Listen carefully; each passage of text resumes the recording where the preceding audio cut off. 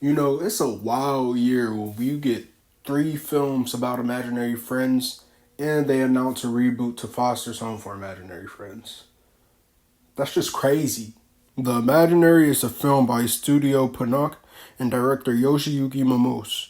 In it, we follow Roger, the imaginary friend of a young girl named Amanda, when unforeseen circumstances cause Roger to end up in a place where he could end up being forgotten by his real friend Amanda. He goes on a sprawling adventure to find Amanda so that he is not forgotten.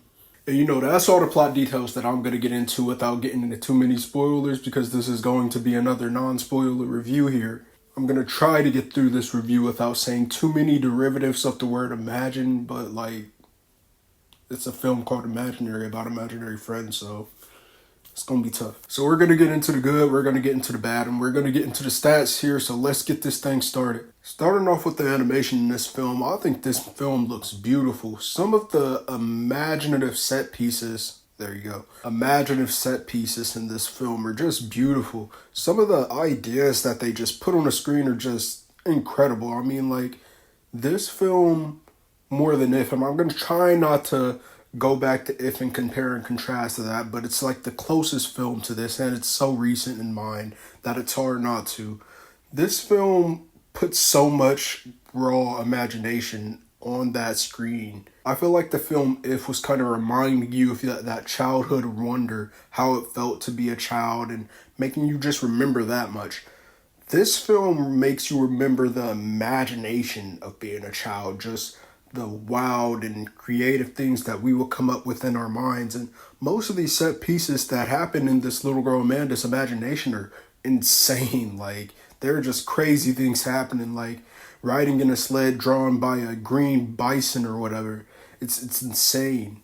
I also want to touch on the villain in this film. The villain in this film is a character called Mr. Bunting, and he is an older man who still is able to see these imaginary friends, and he hunts down imaginary friends in order to eat them, to devour their souls. I'll let you watch the film to see what that does for him. And he is absolutely intimidating throughout this film. I mean, every time we see him and his sidekick, you kind of get a little bit of a chill down your spine. This film has so much heart in it. Honestly, you feel the emotion from the beginning to the end of this film.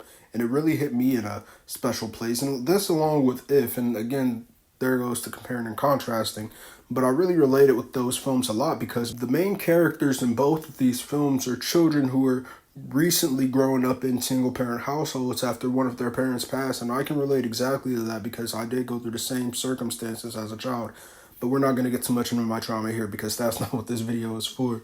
I think that this film was able to pull off a lot of that emotion, a lot of that feel that the movie If was trying to, but just wasn't able to fully get across. But this film is able to kind of get it across with ease, almost. And again, I'm not trying to compare these two movies bar for bar, but it's they're two films with super similar plots, super similar themes and morals, and just super similar stories from the start to the end. They just go about it in different ways. But at the end of the day, you are going to walk out with two separate feelings from the different films. I feel like If it's more of a fun film in a way, and this film, while it is fun, it's a little bit more bittersweet. It has a lot of fun moments in the film, but it definitely has a whole lot of sad moments that really sit with you and really resonate with you.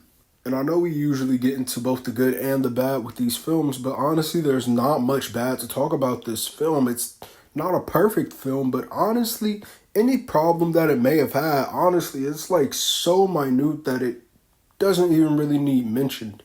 Like I said, this film honestly has super minuscule problems that honestly, they're really not going to take away from your enjoyment unless you're really looking for a reason not to like this film, which I don't know why you'd be doing that. So with all that said, let's start breaking this thing down with the grades. For the casual moviegoers, we're going to give this an A+. For movie fanatics, we're going to give this an A+ again.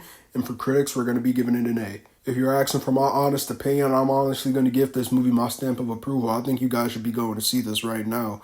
It's on Netflix now if you want to go watch it, so it's not like a theater situation or anything. You don't got to get up and leave your couch or anything. Just turn that thing on and have fun for about 2 hours and just live in that world that the movie gives. But that's just what I thought. Get in those comments below and let me know what you guys thought of the film Imaginary. I liked it a lot.